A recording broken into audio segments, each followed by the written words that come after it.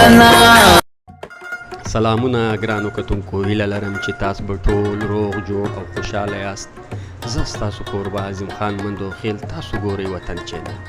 ګرانو کتونکو، د شاهد عثمان صاحب په ډایرکشن کې چې کوم نوی فلم جوړ شوی دی ملنګي، د دې ملنګي په باره کې په سوشل میډیا کې قسم خبرې کیږي. د دې فلم متعلق د کراچۍ د مشهورو فنکارانو تاثرات تر تاسو پورې در رسول غواړم، خو تر دې لمخه تاسو ته پکار دی زما چینل شیر کی، سبسکرایب وکړئ، فالو یې کړئ او ډېر ښه کمنټس باندې ولیکئ. نو ستاسو د کمنټس په ذریعه به زه پروګرام نورم ښایسته کړم. د کراچۍ د مشهورو فنکارانو تاثرات واورئ. السلام علیکم. زما پښتنو اوس چې دا کوم نوی فلم راغلی دی شاهد عثمان صاحب، هغه کې چې کوم ویلن دی اصغر چیما، هغه د ډېر زبردست ښکلی کار ورکړی دی او چې دغه شان نوي لکان را مخې ته شي نو زموږ فلمي سټنډي به کامیابه شي او د هغه په شان کار لکه اوس نوی سړی نه شي کولی. هغه ډېر زبردست کار کړی دی او باقي د دې نه بعد بدر منیر صاحب د خدای پاک وبخي، مونږ خو د هغه فین او د هغه په باره کې چې څوک داسې غلطه خبره وکړي که نه نو په مونږ باندې بیا نه نښې راخېږي د غوسې نه، بلډ پریشر هم های شي او چې څوک ورته یادې کړي دوا ورته وکړي نو بس هغه زموږ مسلمان ورور دی او که چا ته هم په بدو سترګو وکتل زه به د هغه سره سترګې راوباسم. ګرانو کتونکو السلام علیکم. په دې وخت کې زه عظیم خان بھائی سره موجود یم په الفارق کې او په دې کې شاهد عثمان بھائی یو نوی فلم جوړ کړلی ملنګي چې هغه ډېر بهترین فلم جوړ کړلی او هغه یو ریسک اخیستی دی چې یو نوی هلک اصغر چیم هغه راوستی دی او د پښتو فلمونو کې هغه بالکل هیډ دی، ډېر زبردست کار یې کړلی او شاهد عثمان ډېر بهترین ډایرکټر دی.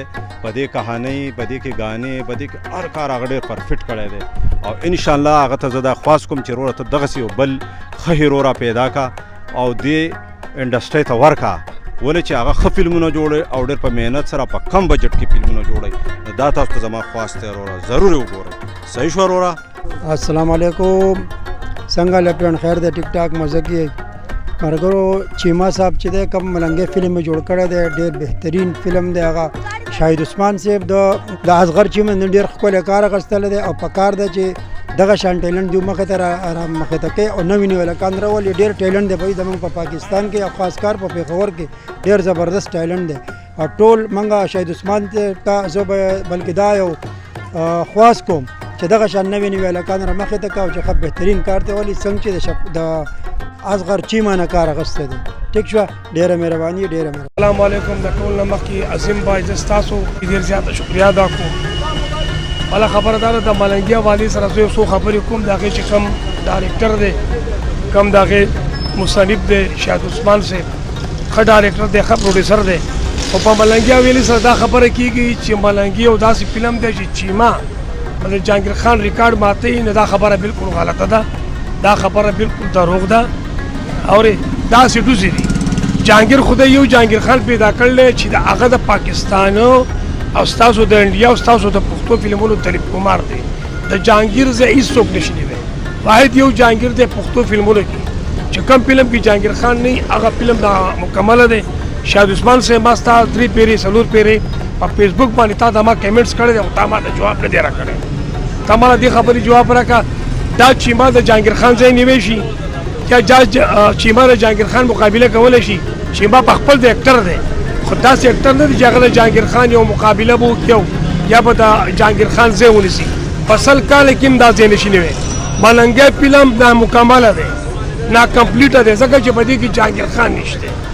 ایک جهانګیر سب پې باری اورې نو جهانګیر خان یو ښه اکټر دی، نور په کوته نه پټېږي. فلم موږ وکتو او زما ملګرو هم وکتو نو د شاهد خان کار زموږ خوښ شوی دی چې شاهد خان واقعي اکټر دی. خو چې ده سره صرف جهانګیر خان وی نو دا خو بیا په ګوړه کې چینی وه او نور شاهد عثمان صاحب زما په خبرو خفه نه شي. خو لکه جهانګیر خان ښه اکټر دی دا تم باندې او ټوله دنیا باندې چیما د جهانګیر خان مقابله نه شي کولی. السلام علیکم. بسم الله الرحمن الرحیم.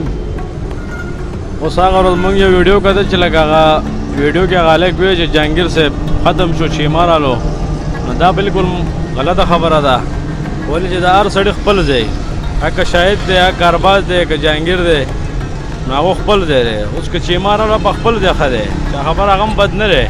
خو لکه دا پالتو خبرې لکه خلک دی نه کوي چې لکه جهانګیر لاړو دا به راشي او بیا به شاهد لري شي. نو دا اکتران خو د وخت را روان دي، بدر صاحب په خپل ځای باندې راغلو، هغه پسې شاهد راغلو. دنیا دا چا د پلار میراث نه دی.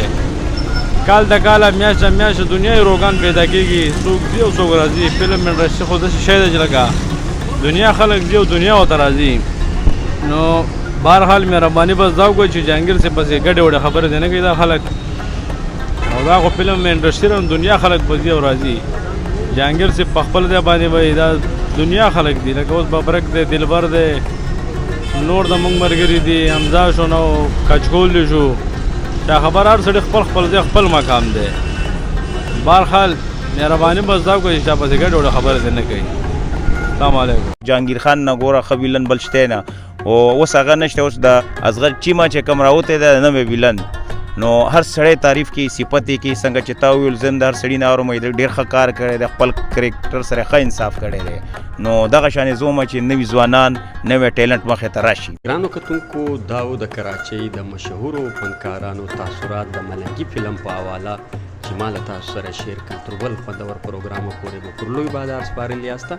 د خدای په امان.